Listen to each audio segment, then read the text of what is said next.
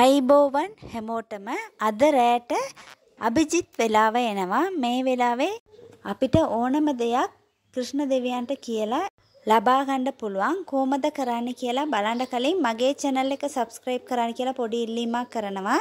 bell icon එක on කරලා තියාගන්න. එතකොට තමයි මම වීඩියෝ එකක් දාපු ගමන් ඔයාලට notification එක එන්නේ.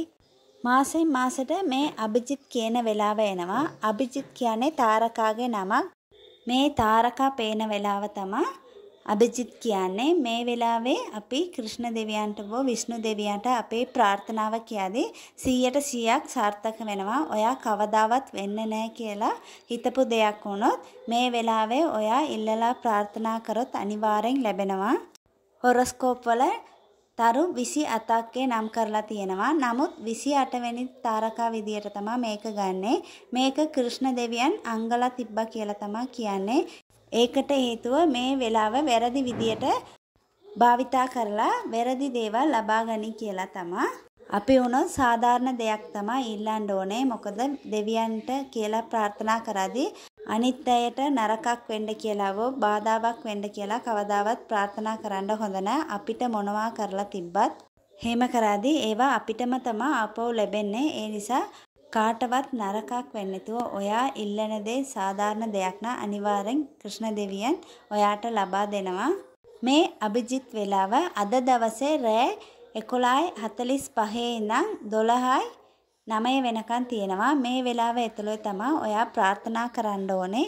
මේකට මැටි පහන් දෙකක් අරගන්න, එළඟි තෙල් දාලා පහන් දෙකක් පත්තු කරන්න. ඊට කලින් ඔයා මූණවල් සෝදලා තමයි මේක කරන්න ඕනේ. පහන් නැත්තම් කැන්ඩල් දෙකක් පත්තු කරලා වුණොත් ඔයාට ප්‍රාර්ථනා කරන්න පුළුවන්.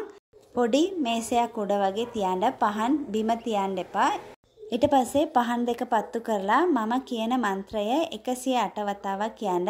එම ගණන් කරන්න අමාරු වෙන විනාඩි 10ක් හෝ විනාඩි 15ක් කියලා ඊට පස්සේ ඔයාගේ ප්‍රාර්ථනාව කෘෂ්ණ දෙවියන්ට හෝ විෂ්ණු දෙවියන්ට කියන්න. ඔයා ළඟ විෂ්ණු දෙවියන්ගේ පින්තූරයක් තියෙනවා නම් ඒක ඉස්සරහා පහනක් පත්තු කරලා වුණොත් ඔයාට කරන්න පුළුවන්. කියන්න ඕන මන්ත්‍රය තමයි ඕම් නමෝ භගවදේ වාසුදේවාය. ඕම් නමෝ භගවදේ වාසුදේවාය. මේක 108 වතාවක් කියන්න. එහෙම නැත්නම් විනාඩි 10ක් කියලා ඔයාගේ ප්‍රාර්ථනාව කෘෂ්ණ දෙවියන්ට කියලා ඒක ලැබුණ විදියට විසුවලයිස් කරන්න.